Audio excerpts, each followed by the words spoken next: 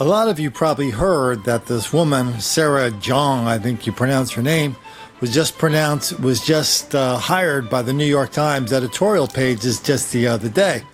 She's a young lady. I think she's a native of South Korea. And what was interesting was her record of thousands and thousands and thousands of tweets, many of which were she talked about how she hated white guys, hated white women. She loved being rude to white guys, on and on and on and on. She can't wait for the day that white people disappear for demographic reasons. Okay, that's not the big deal. The big deal that, there's some hipster spouting these ridiculous, hateful, and racial bromides. I mean, that's easy to find. Go into any coffee shop in Brooklyn, you'll hear somebody saying, no, that's not racism. Racism equals power plus prejudice. So if black people don't have any power, it's impossible for us to be racist. Don't you know that, Colin? Okay, yeah. Listen, that's so stupid, it's not even worth talking about. But it is widely held. That's why there's so much black on white hostility, and everybody feels like it's okay because it's not really racist. This point of view is becoming more and more and more and more mainstream. I mean, just this week, what do we have this week? We've got the documentary of Trayvon. We've got another one about, I forget what the other one. There's like 4 black documentaries out this week alone. And so, and they all kind of reflect the same thing, that black people are relentless victims of this relentless white racism. So anything that black people or people of color do to white people is just okay because we're not racist, they're racist. They drew first blood. What I thought was weird about this Sarah Jeong hiring was 2 things. One, this is the New York Times. This is the tip of the spear. This is the pinnacle of journalism, putting its stamp of approval on this attitude. Now, this is an attitude you can find on CNN. This is an attitude you can find on MSNBC. This is an attitude you can find all over the news and editorial pages of the New York Times already. But it's usually, disguised a little bit, held up in a little more polite language. It's usually not the object of this kind of vulgar and obscene approach that the lovely young lady from Korea is espousing. So the New York Times is elevating this person, elevating this approach. And one thing about the New York Times, think of all journalists as like bees. The New York Times is the queen bee. It's amazing how many journalists, if you meet a lot of them, they don't feel like they're competing with other journalists. They all feel like they're part of the same club, part of the same hive, and at the pinnacle of that hive is the New York Times. That's why her thing is significant. It really sends a message to the rest of the hive mind, sends a message to the rest of the Borg. Here's what is acceptable on your editorial pages. And here's how we will reply in case anybody busts us for it. So the very same people who are going to Rick Perry's ranch 30 years ago to turn over a rock, where they say a rock that was written, that racial expletive that was written 30 years ago, is somehow relevant to whether Rick Perry should be president today. These are the ones saying, oh no, she just wrote those ridiculous tweets just a couple years ago, and she was satirizing the people who were trolling her, and it's all one big joke. Don't you get it, Colin? No, I don't get it. I don't get it, especially coming from her, because part of what she's doing here, and with all this anti-white racism and racial hostility, very rare among Asians, by the way, part of what she's doing is part and parcel of that is she's ignoring all this black on Asian violence, stuff that we document here all the time. Here are 4 examples that were in the news just in the last few hours. Chinese national Xindong Hao, his wife, and 4 children had just arrived in Kansas City Monday on a tourist visa. The man, known to friends as Xindong, was a missionary walking home from the International House of Prayer nearby Wednesday. Police say 18-year-old Curtail Hudson had already shot one man in the neck and back with a shotgun and had fired shots at a truck.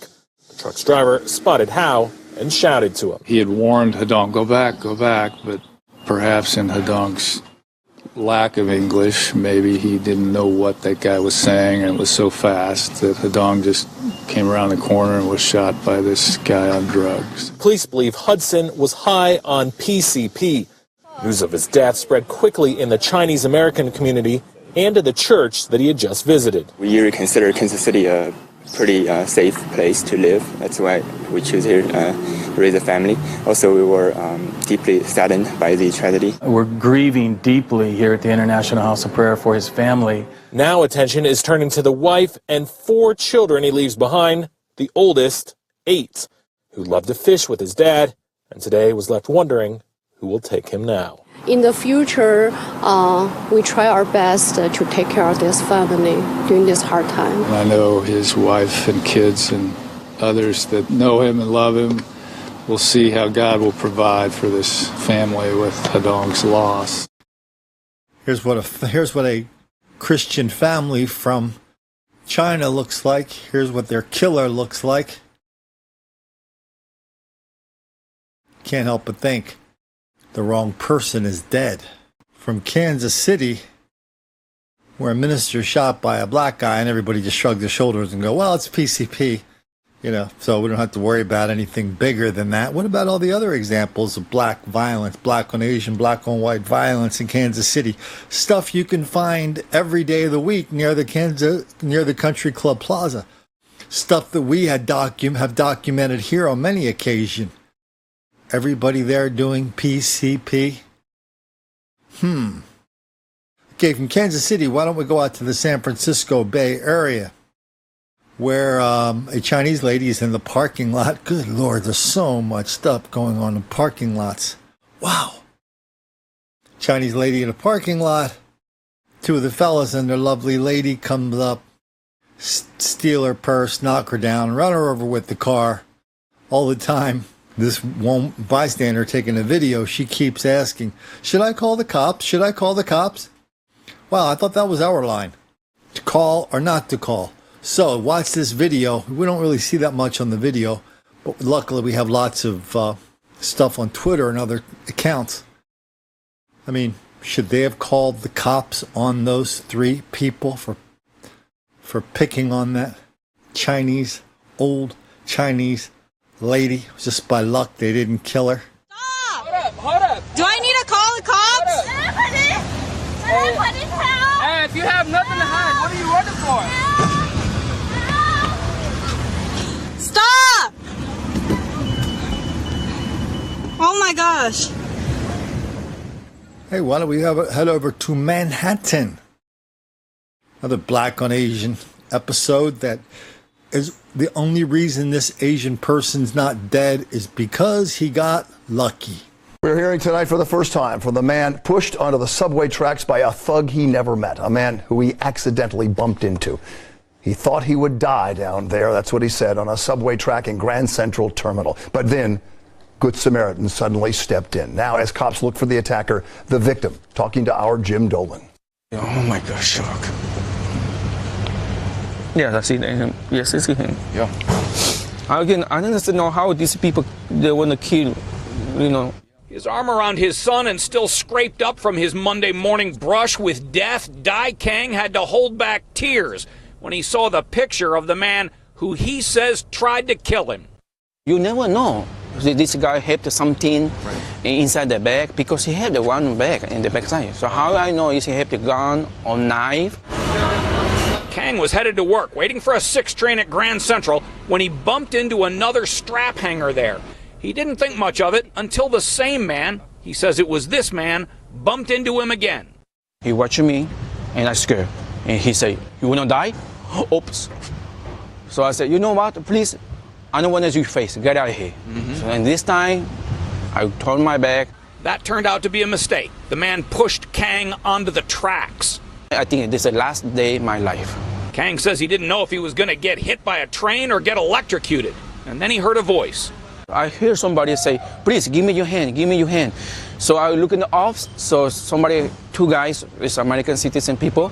They helped me. That would be so sad if he was gone. Kang talked to us hoping someone will call police to identify the man who shoved him onto the tracks before that man does it to someone else.